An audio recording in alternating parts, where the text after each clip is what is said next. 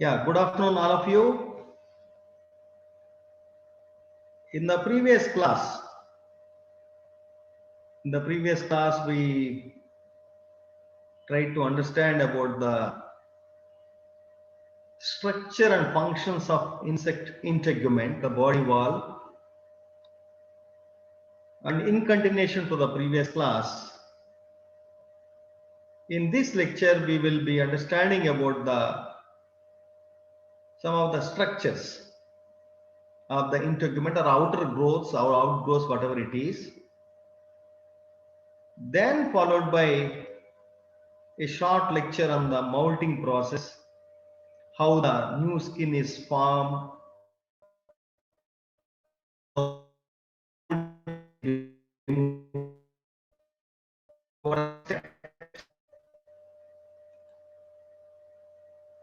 the first one is about the outgrowths. Look into this slide. Look into this slide. So there are different kinds, different processes which are coming out of this cuticle or integument, outgrowths. So these things can be simplified as two groups. One is about the appendages, one is about the invaginations. So outgrowth and invaginations. Invaginations are different from the outgrowths. That we are going to discuss in detail. The outgrowths of the insect body wall or the integument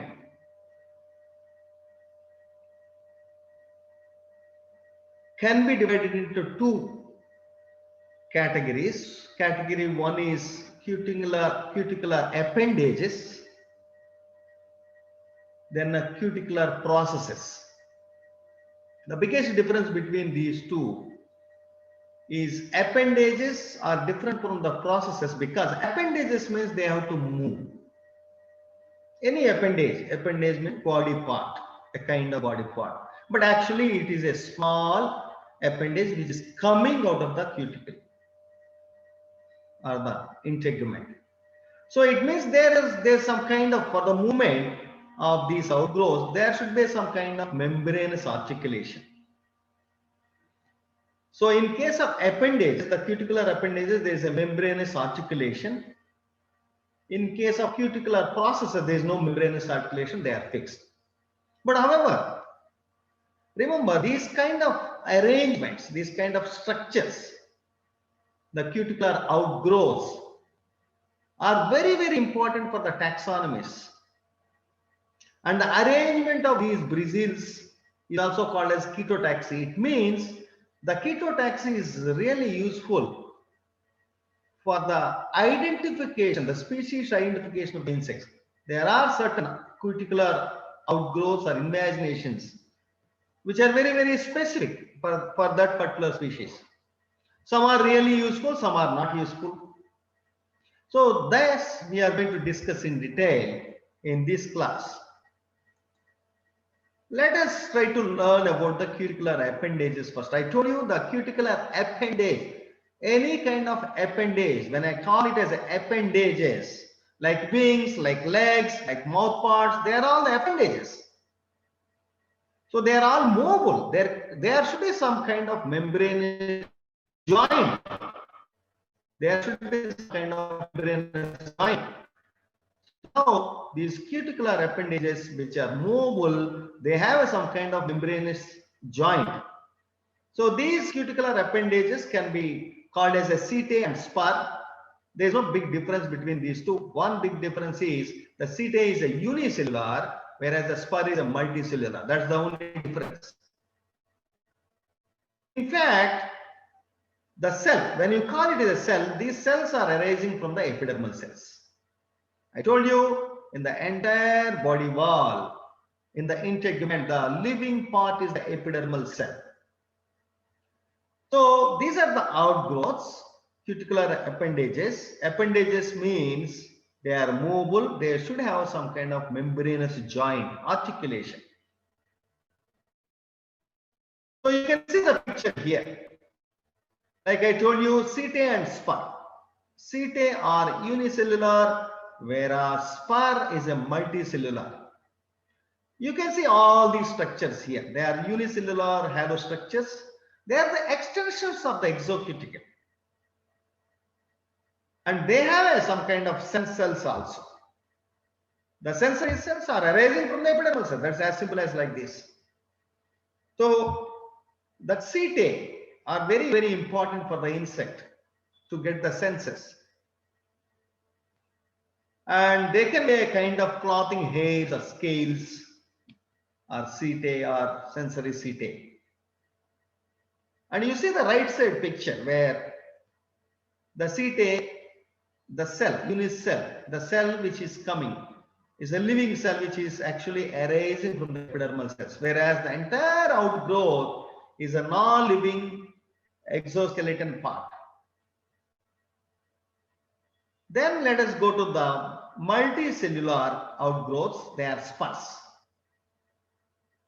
And these spurs are actually kind of a taxonomic feature for some species. The only difference between setae and spur is setae is a unicellular, whereas the spur is a multicellular. Then another most important is cuticular processes. They are another kind of thing, cuticular processes. And they are actually a non-cellular. And the biggest difference, what I told you, that the difference between these cuticular processes and cuticular appendages. Appendages means they are mobile, they have some kind of membranes joint. Cuticular processes, outgrowths, they don't have any kind of membranous joints. They don't move at all. They don't move at all. They are non-cellular. They are fixed. That's what. So when they cannot move, they are fixed. Fixed hair-like structures. Fixed hair-like structures, and they don't have any kind of sensory organs inside. They don't have any kind of epidermal cell extensions. And they may be useful for various purposes. Some, it can be useful for the defense purposes because they are immobile, they are sharp sometimes, there are many, like you can see in the second picture and in the hind leg of the grasshopper, you can see the number of outgrowth, spiny kind of structures. They are all the cuticular processes. Now let us go into the most important topic is molting. Molting, ecdysis and apolysis. These are the important terms you should remember. Molting, ecdysis and apolysis. Then followed by the sclerotization, nothing but tanning and hardening. So in the three pictures I have shown you here, you can see the old skin of the grasshopper that you can see very commonly everywhere. When the grasshopper nymph from the first instar to second stage, small insect, next big insect, bigger insect and more big insect. So if the insect want to grow, they have to mold. Molding is nothing but removal of the old skin and formulation of the new skin. So this kind of molding is there in all the insects. The biggest difference is the molding is a continuous process. Even the adults also molds in case of wingless insects, Aetirigota insects, non-metamorphous insects. They don't undergo metamorphosis process, but the adult will undergo a molding process but keep on going. Whereas in case of pterygoids or winged insects, the adult will never ever undergo molting. No, only the immatures. In case of holometabola insects, holo means full. That's what we have discussed in the previous class. Holo means full, means all the four stages: egg, larva, pupa, and adult. Whereas in case of Hemimetabola, then they have three stages: egg, nymph, and adult. So in both the cases, adult will never ever undergo molting. Only the immatures will undergo molting. So we will try to understand how this old skin is removed and how the new skin is formulated or formed.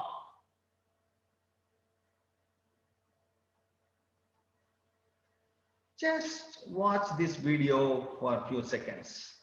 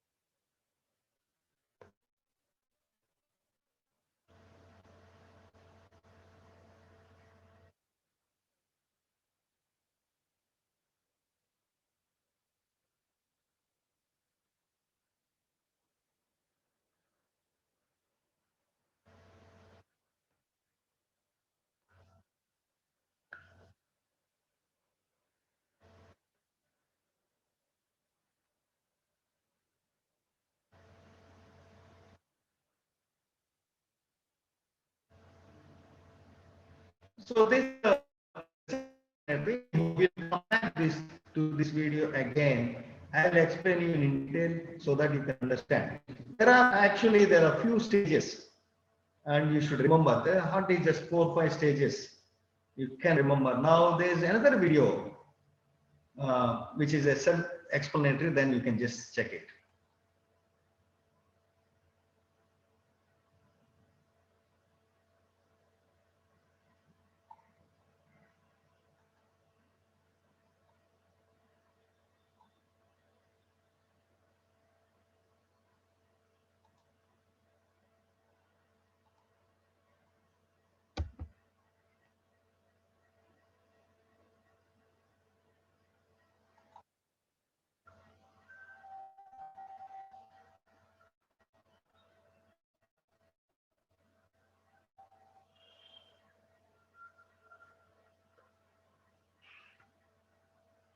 So in this you can see the first instar which has just came out of the egg. They just keep on eating. Now it's beautiful. You can just check. So in the previous video you have seen the physiology of formation of the new skin, but here you can see outside how nicely the old skin is being removed. Remember always, the old skin is always broken at the head. That's called ecdysial suture, inverted Y shape a suture. Actually, always the old skin broken from the head. The head will come out first, then slowly it wriggles out. Then that's how the old skin goes. You can see here also in this picture also. See, you can see here the old skin is actually broken on the head from the head. So that's how the old skin will go.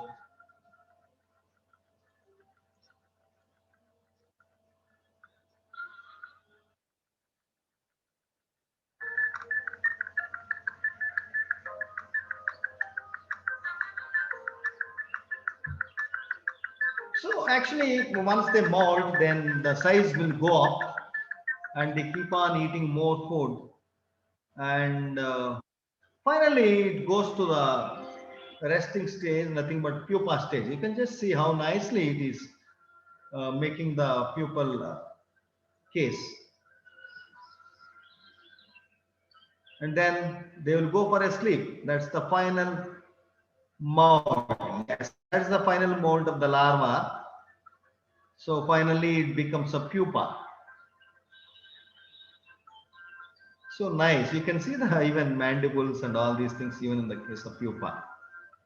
So the pupal stage will be for about maybe 4 to 5 days. It depends upon the insect to insect, and from which the wonderful adult will come out.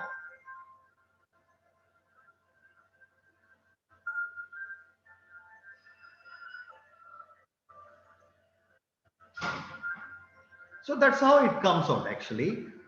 You can see now wonderful moth is coming out.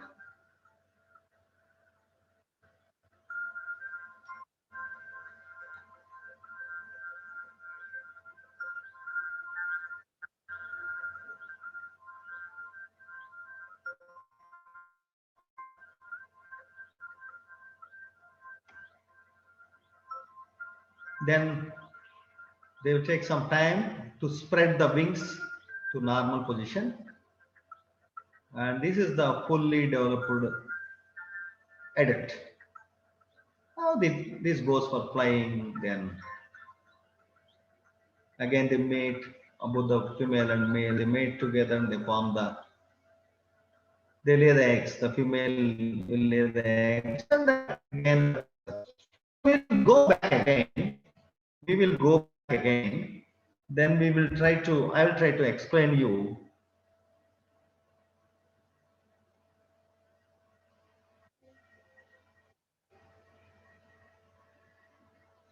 Yeah, here we'll just go back. This is the important part. See, once the insect is ready for the molting, once they get a sufficient food, then a kind of hormone that's called ecdysone, which is a molting hormone, which is released.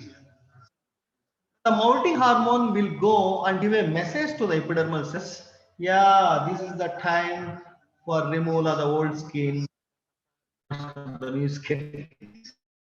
Epidermal cells. I told you the epidermal cells are really busy always. So epidermal cells will become so active, then they keep on producing many kind of material, proteins, carbohydrates. And the first one is actually because of the action of these epidermal cells, a kind of space is being generated between the old skin and the epidermal cells. And there actually these epidermal cells will send some kind of molding enzymes in the gap, actually, in the gap. So this molting enzyme will become active later on, and the kind of space is being generated between the epidermal cells and the old skin. So this inactive molting enzyme will become active. Then actually they will try to, you can see here. So these enzymes, they are going to dissolve all these things except the epicuticle, the topmost portion, and also exocuticle, which is actually sclerotized and very thick portion that cannot be digested by these enzymes. Only the endocuticle part of the procuticle can be digested very easily because they want to conserve all the materials. So again, slowly these epidermal cells will produce the procuticle the part of the procuticle that's called endocuticle, then also exocuticle.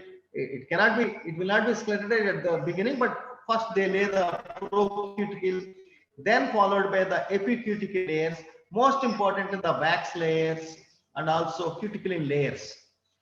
The last part to be synthesized is the cement layer. So once that is over, then the old skin is being removed, and the procuticle layer will be furthermore actually synthesized, and the size of the procuticle will go up, and the top portion of the procuticle, that's what is called exocuticle, that's what we always term. So the exocuticle will undergo a kind of thickening process or tanning process, sclerotization, all these process, and that's how the old skin is been. That's what we have seen in the previous video also. So once the new skin is formed, the new skin, because it's very light in color and it's prone to all the enemies, immediately it gets sclerotized. A tanning process will happen. So that is that's what is about the entire process of epolysis, ecdysis, and sclerotization. So this is the simple stage you can see here. So once the insect is ready for the mounting, 20-hydroxy ecdysone is the one, the kind of hormone which is produced by the insect, and that hormone is released into the blood, and finally it goes and gives a message to the epidermal cells. Yeah, this is the time for molting. This is now your job starts. You have to produce many things. You have to again take out many of the materials. So the epidermal cells will be ready, and epidermal cells will keep on producing kind of a gel kind of material, and because of that there is a gap between the old skin and the epidermal cells, and that gel, a kind of material, will become active, and they will digest all the endocuticle part. They want to reuse all the material which are available in the endocuticle, then the exocuticle and the epicuticle layer are left away, and there is a gap, and these old skin will be removed, and just before the removal of the old skin, and they also produce the epicuticle layers, a kind of wax material or cuticle layer. Then just before removal of the old skin, they also produce the cement layer, the epidermal cells. That's a very beautiful. Simple, you can remember some 5 steps. The first one is 20-hydroxy ecdysone is the hormone which is actually going and giving a message to the epidermal cells. So once the epidermal cells of the skin, or whatever it is, we call skin or exoskeleton or integument or body wall, whatever you call. So this 20-hydroxy ecdysone is one which goes and gives a message to the epidermal cells, and these epidermal cells will become so active. Yeah, it's the time for me to produce many materials and also to digest many materials available in the old skin. So now the insect want to grow big. So they actually send some kind of gel kind of material just over the epidermal cells, because it's all synthesized with epidermal cells. So epidermal cells will actually send some kind of gel kind of inactive material, and there is now the gap is generated, the old skin and the epidermal cells, and epidermal cells will keep on producing a kind of procuticle material and epicuticle material, and at the same time they also digest all the endocuticle material, because the exocuticle and epicuticle is a cement layer, wax layer that cannot be digested. So that is the reason that's left out with the old skin. Similarly, the exocuticle, which is a tough part, a sclerotized part, very tough. So that also cannot be digested by these enzymes synthesized by the epidermal cells. So that's how the old skin, remember, the old skin is always containing the epicuticle and also exocuticle. The remaining endocuticle part is actually again digested by the enzymes which are synthesized with the epidermal cells. That's the beauty. So there are 3 steps like epolysis, separation of the old skin from the new skin, ecdysis, removal of the old skin. Sclerotization, thickening or tan process or a kind of darkening process which happens in the exocuticle. So these are the three important steps you should remember as far as the formation of the new cuticle is concerned. So that's what I told you. Aparis is separation of the epidermis from the old cuticle, separation of the epidermis because there's some kind of liquid is being synthesized. Then the part is ecdysis. Ecdysis is a process of shedding the old cuticle. So ecdysis is removal of the shedding, removal of the old cuticle. And the important another one is sclerotization, is some kind of hardening of the exocuticle. So these are the three important steps you should remember. And the another interesting thing is all these processes are controlled by the hormones. All the process, already one hormone you know, that is called ecdysone. Ecdysone is the molting hormone which is synthesized by the prothoracic glands and released into the blood, and these 20-hydroxy ecdysone or ecdysone which goes and gives a message to the epidermal cells. And actually there are three important hormones like juvenile hormone. This we are going to discuss in detail when we talk about the endocrine systems.